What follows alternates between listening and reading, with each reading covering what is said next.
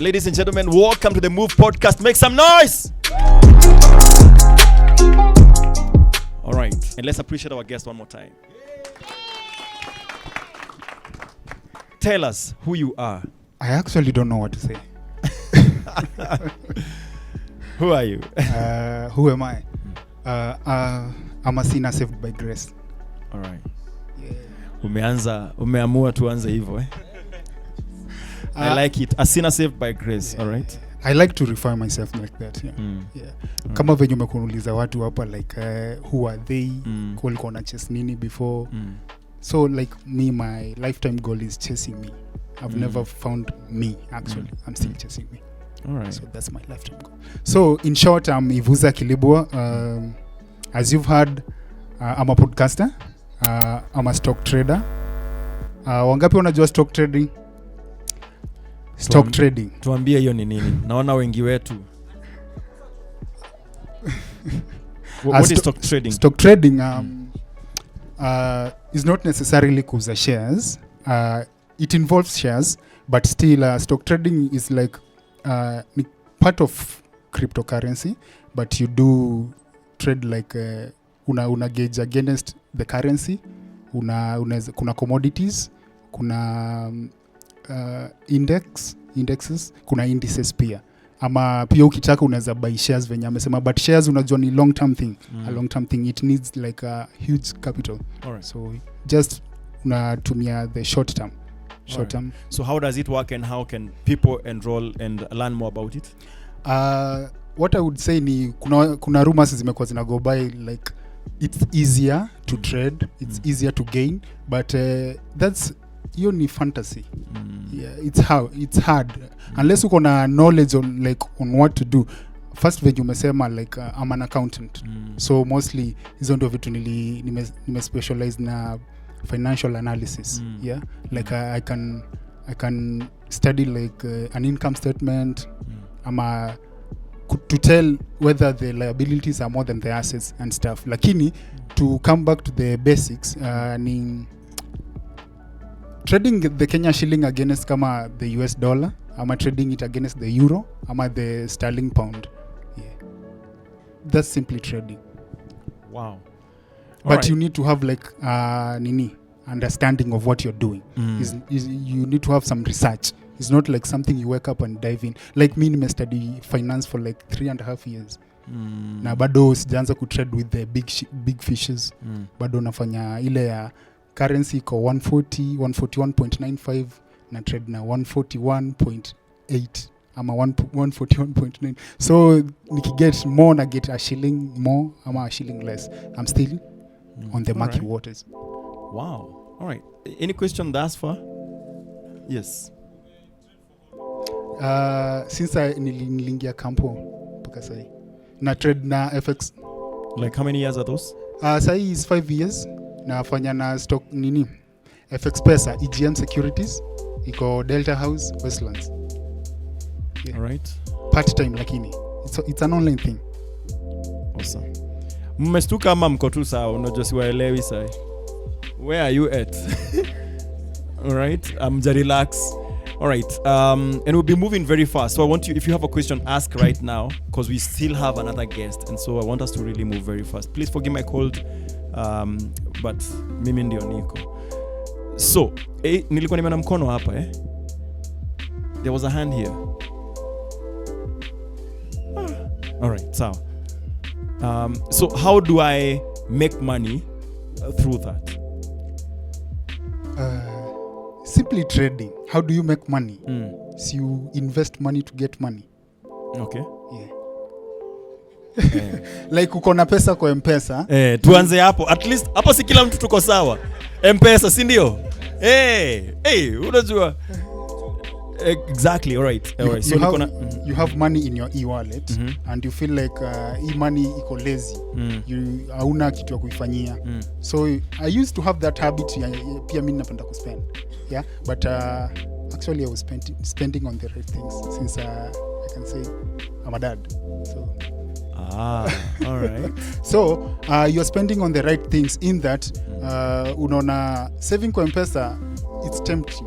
sindio unaweza toa anytime saving kwa bank it's also tempting unless you are doing an FDR which is a fixed deposit receipt so is either usave pesa yako pali itaka permanently pali unaweza gain after some time ama pali unaweza kuona gain on a daily basis like a currency ni a daily like I have a business daily hapo imekuwa inaonyesha shilling ilikuwa inauzaje jana ngoja kidogo so that's why we start M-Pesa and then we mention business daily how many people here have ever sat down and just read business daily kujua tu watu wanaongea nini huko alright hii side naona mkosa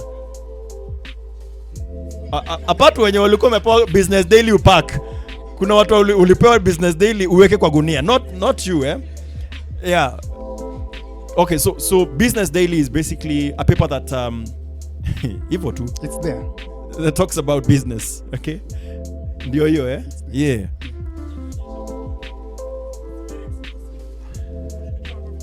so why is it important to go to this business daily to you study the charts on a daily basis because unataka ku make dough on a daily basis you are not waiting for the long term so it's part of research I like doing research on large times naweza fanya research the whole night like visiting different stock exchanges like Nairobi Security Exchanges ama New York Stock Exchanges ama the Wall Street and whatever to get the price and kuona what is new what's the trend.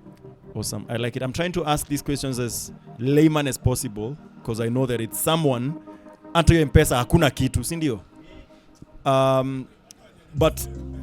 But so nimetoka M-Pesa, what is the next step? Ama niko na do kwa M-Pesa. What is the next step do I need to take so that at least I have this money transfer from M-Pesa to this other place?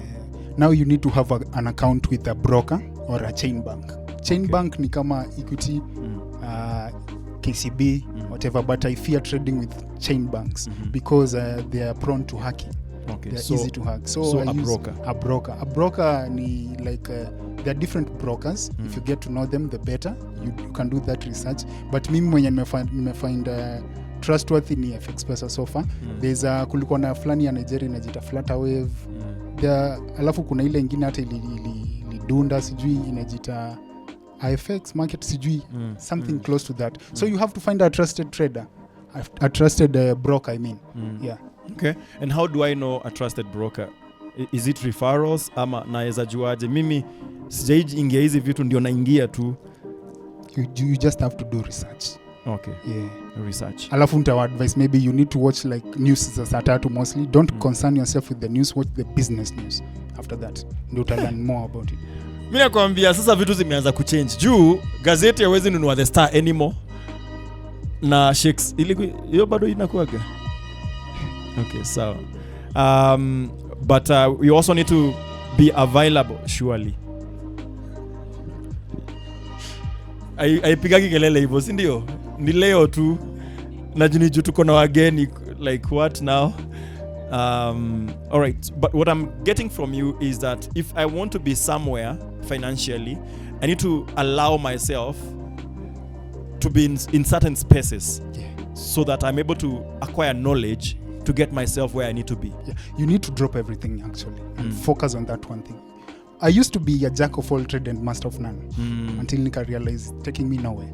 Like your profile nimekutumia ni profile nilitengeneza back then when applying for something and it can go through. But nowadays I just say I'm a creative consultant, I'm a financial analyst.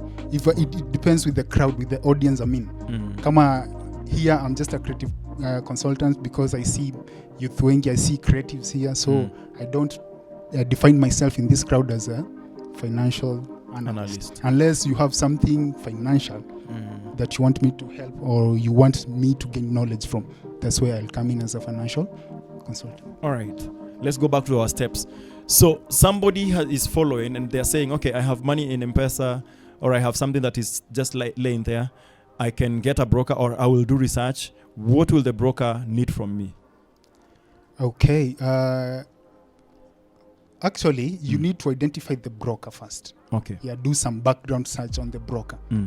Is it trustworthy? What are their margin requirements? Wame achieve what and what and what? How many awards do they have? And are these awards was authentic. Are they trustworthy? Okay. Una gain some information from 2 or 3 sources. And nikisema 2 or 3 sources ni wale watu wamekuwa continuously following that broker.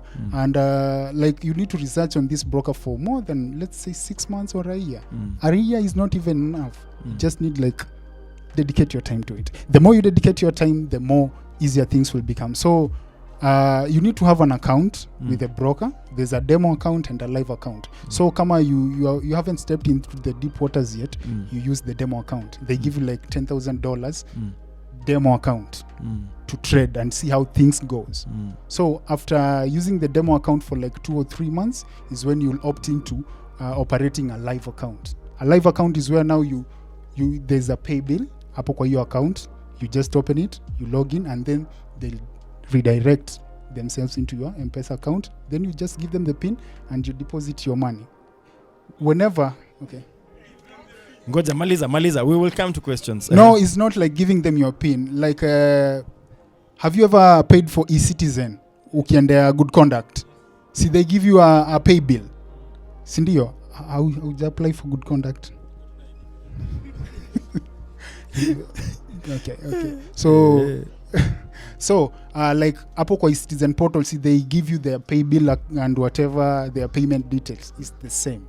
You just need to log in your account details and they'll do a transfer. Or if you have a credit card, the easier, because utaweka tu your number and your CVV behind the credit card, the 3 digits ndio zinaitwa CVV, and then they'll deduct the amount yenye unataka kutrade nayo. So I started with 500 bob, as simple as that.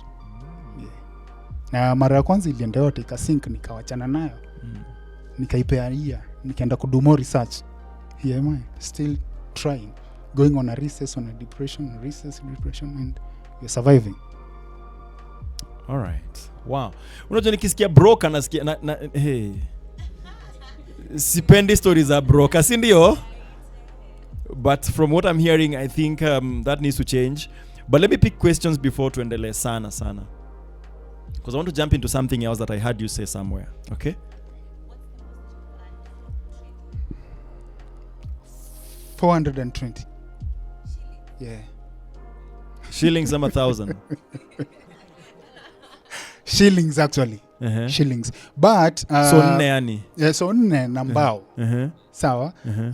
Acha nibonge hivyo ndio msikie. But still as you see niko na some intellectual property. So nilizibuy NFTs. NFTs are rights, non-fungible tokens. So I use the NFTs to trade. I no longer use cash.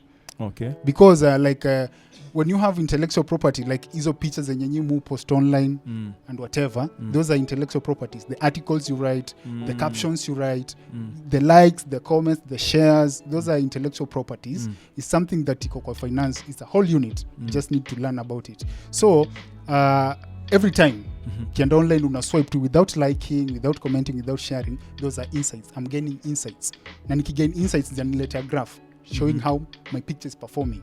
As much as itapata 1 view or 2 views, I have like 50 or 100 insights because people have been just browsing without liking and commenting and share. So at the end of the month, hizo nini zote zinacompiliwa and then they are sent to my account. And that's why even last time when you were saying my podcast and ukasema Spotify and why I specifically nisema Spotify, that's the reason. Spotify, you get paid because of your streams. Okay. Because of the number of your streams. And then they show you the charts. After showing you the charts, ndio wanakuuliza if you have like a debit card or a credit card where they can redirect the payments. So mostly, that's why I don't use cash to trade. I use the non-fungible token. Non-fungible token is like a certificate you gain for ownership. It's like a title deed. You own this land, we give you a title deed. Or you take the title deed from Ministry of Lands. Now you own this article, you own this blog, you own this picture, you own this post. We give you a non-fungible token. It's easily transferable whereby you can share or you can sell at a discounted price. What are you calling it? Non-fungible token. Non-fungible token. Yeah, NFT in short. Oh, all right. Yeah. How many are about to lose their mind because of the initials used in this? So nilikuwa nasema I've gained 420 shillings from investing directly from my M-Pesa. Ndio ni trading. Na pesa yenye nilitoka mfuko. win like 420 only. Sijaipitisha hapo. But I no longer trade with my own money, like nitoe pesa niweke kwa mpesa and then ni redirect my payments, hapana. What I do is I forward it to them via PayPal. Okay. Wanakuambia if you have a PayPal account, you connect it, they'll do their thing. So after umefanya hiyo, the method you use, I think the question would be still from that or from the NFTs sijaangalia. It's been a while now. It's been a while. No, it's not. It's nothing actually, because what I do understand, not many people like listening to podcasts. Yeah, and podcasting is a new thing in Kenya. Hata nikipewa some charts inaoneshanga some other countries are listening to my podcasts more than Kenyans. So that's why nakwambia it's not even a large amount. Hata nikienda huko haitakuwa ile yenye naweza withdraw. That's why I redirect. Alright, so you're just saying it's a possibility, something that somebody can pursue as an income generating activity. Yeah. Okay. But it's a long term thing, since we no longer tutakuwa tuna inherit mashamba and stuff. We need to opt into that. All right. We'll be talking about inheriting mashamba and that and stuff. Yes, you have a question? Do you have a question? Okay. My question is, so the NFTs, you do not just get them from your whatever trading account that you have. You get them from your social media accounts, the insights, the likes, the comments, and your Spotify account. Yeah. There's like two domains which zinafanya the collective, then zenye zina merge all social media accounts. There's Patreon, Linktree and Buy Me a Coffee. Have you heard of them? Yes. So is whereby easy. Okay, let me say it in simpler terms kwa lugha ya mwananchi. Kuna website inaitwaje kwa Kiswahili? Website tuko sawa. Kuna websites zenye zinafanya merging of all your social media accounts. Okay?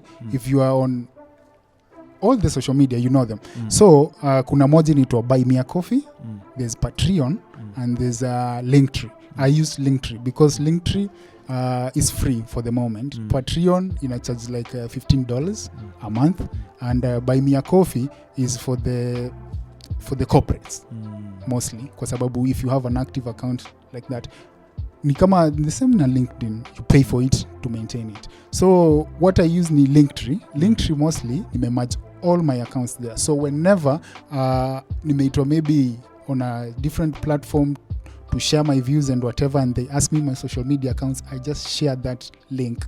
That link mwenyewe ataenda click and then ajispoil. Kuna choices. Ajispoil, ajue ni wapi ataenda, Spotify, YouTube, whatever. Awesome. Yeah. I like it. Let me pick one question here and then we'll move on. So you mentioned NFT, right, on the insides Instagram. So my post iko very able to make money kwa followers wenye tuko nao 6.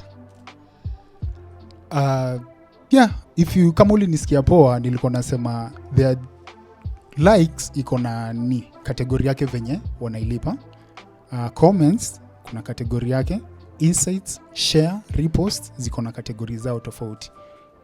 I'd advise you to go and start researching about intellectual property. Yeah, itakusaidia sana. And insights ziko Instagram peke yake, ziko everywhere, even WhatsApp. For real? There's WhatsApp for developers. Have you ever seen such a thing? WhatsApp for developers? Yeah, kuna WhatsApp for developers. All right. So kama like, let me tell you something. I used to have like a BlackBerry phone and nilikuwa na WhatsApp ndani. You know, in order to operate that WhatsApp on BlackBerry, you had to pay like $3 a month. Yeah, back then the dollar was like 100, 110, 120. Yeah. Wow. So you there is money all over. Yeah. You have money on your phone. Yeah. You joke around with your money. Okay. Una post vitu tu. Wow. Una post memes. Doris, hey. Awesome. I want to release you, but I want you to talk about something that I heard you talk about some time back. Please talk about that and what that is really. Something I talked about I've talked about many things.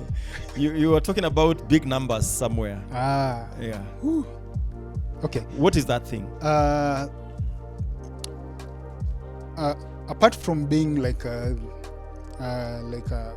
blue collar job guy, I'm an entrepreneur kwa sababu I saw like kazi peke yake hazitanionyesha. Yeah. So I decided like to start my own businesses. Like currently I have a studio and where I do my podcast and I record music, and I also have another business. Is it 501 or 51? 51st. 51st. Yeah, oh, 51st studio. Okay. Yeah. So if you want, I'll give you some cards. Don't worry. All right. So a studio that records music, and I also have like I do fintech mostly, financial technology, whereby I have this app I'm developing, whereby you can, it's inaitwa Credo Cash, whereby you can convert credit into cash or data bundle into cash, back into cash, but sio Wi-Fi ya wenyewe, data bundle. So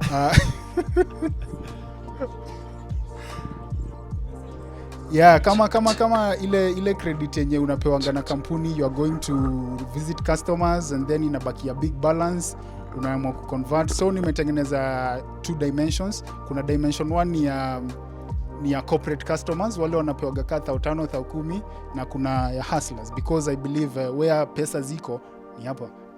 Kama I used to say like if I have 10 customers and 10 customers wenye ni low market na 100 customers wenye ni corporate market, I believe like our 10 customers ndio wataniokoa, watani balance.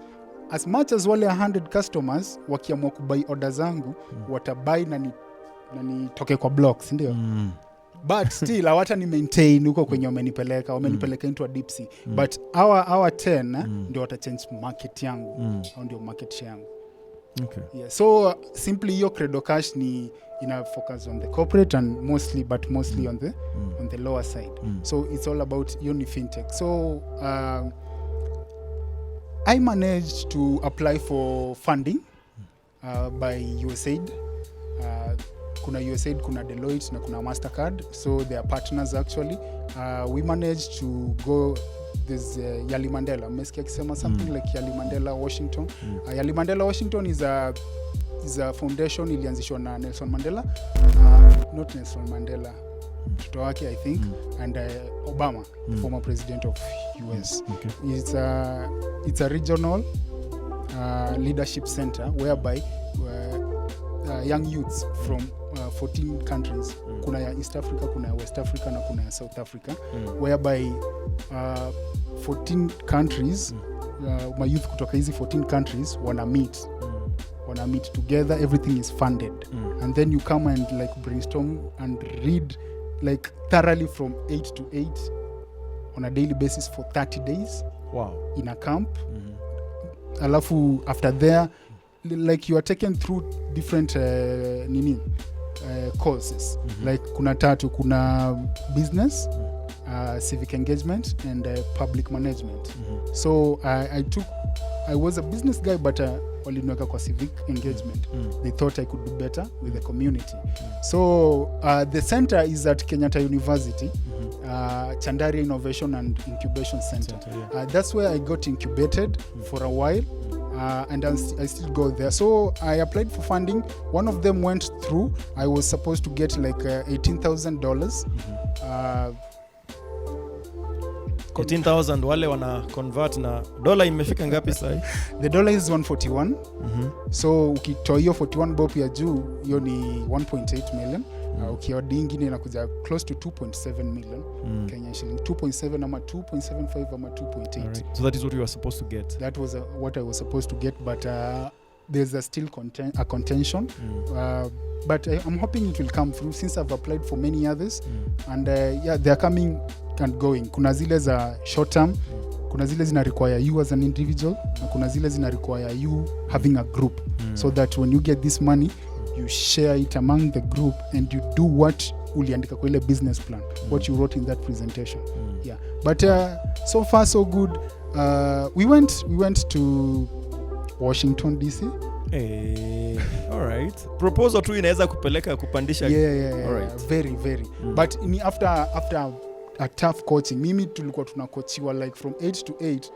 I'd literally go to my room and cry. Like I might seem hard, but I'm a soft guy. A very soft guy. So ninge cry kwa sababu I don't have time to do my research. Me, I value my research very much. I value my social circles because at times watu wanaonanga maybe you are climbing different social ladders. Wanasema umechange. So I don't want watu waanze kusema nimechange. So nile nataka connect na watu alafu unapata you don't have that time.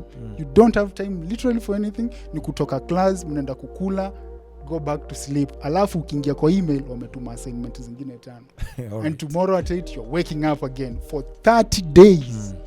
What are you supposed to do? I was telling guys earlier today that greatness requires internal toughness. Yeah, great. And that is what it takes. Yeah, actually. That is what it takes. True.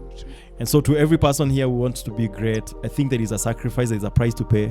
And the question is, are you willing to pay the price? Yeah. Are you willing to pay the price? All right. So you went to New York and came back. But I want to know what are you going to do with the funding? If you get the funding, let's say it goes through, what are you going to do with 2.7 million as we finish? I actually feel like 2.7 now it's kidogo. Yeah. Okay. Kwa sababu what I planned and what iko kwa ground, there are two different things. Okay. I had two business plans. One of them ndio ili approve. The other one haikuwa approved. The other one was close to $25,000. Ilikuwa ni recycling e-waste. The phones, the machines that we have, the microwaves, you know, we dump them. We don't know where they go. Azirot, hizo vitu azirot. Na they are high in lead and mercury, na hizo elements zote. So my proposition was kuzi-recycle. Okay? So I never got sikupata a positive response for that. But if hii yenye nili apply for na ika go through ikikam, I'm planning to merge the two. In that nimeona like converting credit into cash is not like something yenye ita benefit my community that much as much as itapea watu wengine employment and save on financials and their financials, but haitakuwa na ile long lasting impact. Converting e-waste, recycling e-waste, I feel like itakuwa na long term impact because we all have phones. Problem ni tunarashingi ku-update the phone without this phone kuwa mzee. Unaona? Hii phone haijazeeka but tunataka ku-update into a new version. Mimi nikikwambia this tablet, this is my 7th year with it.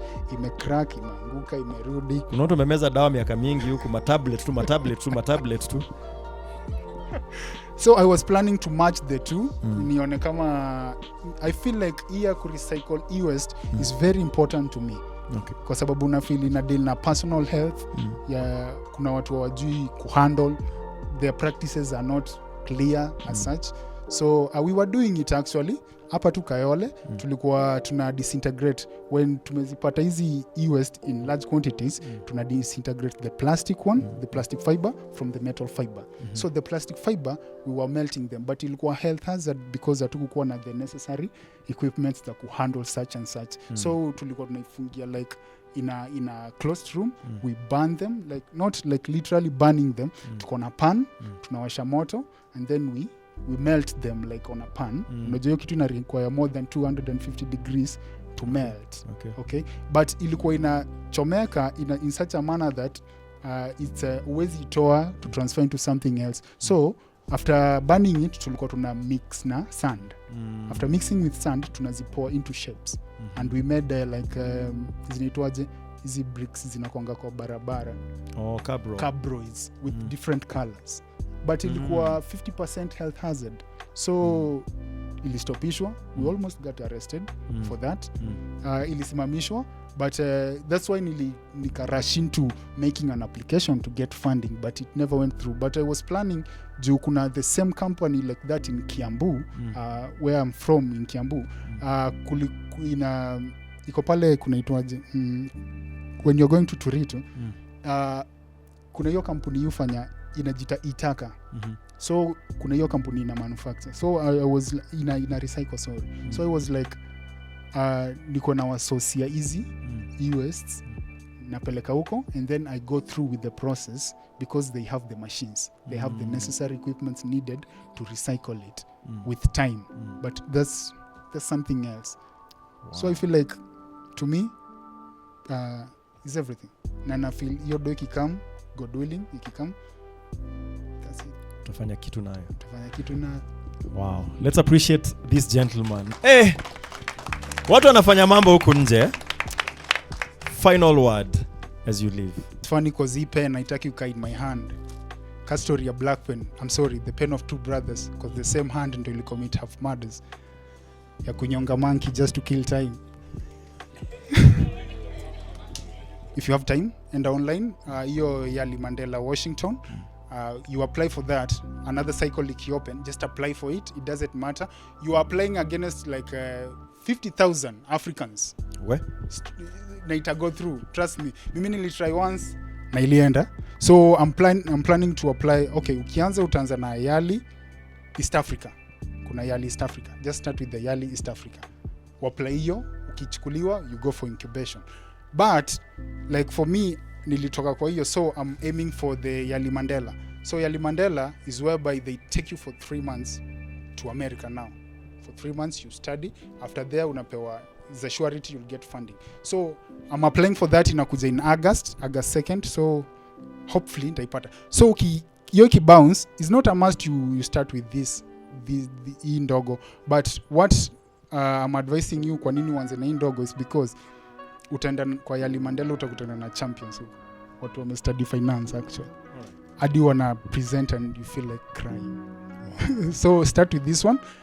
Baby steps, get whatever you need to get here, and then you'll apply for the Yali Mandela and everything. I hope it goes smooth. Can we just appreciate Ivusa? Asante sana. Just start. Sawa. Tulisema you just have to start, and you have to start tonight. Sawa. Hakuna kungoja next week. You just start tonight. Whatever it is that you want to start, it has to be tonight. If it stays longer, then inakuwa stale. Just like manna, it becomes useless. The Bible says in Isaiah chapter 60 and verse 22, and this is one of our anchor verses this month, the least one shall become a clan, the smallest one a mighty nation. I am the Lord. In its time, I will make it happen quick. Okay? So don't worry. In its time, He will make it happen. Believe. All right?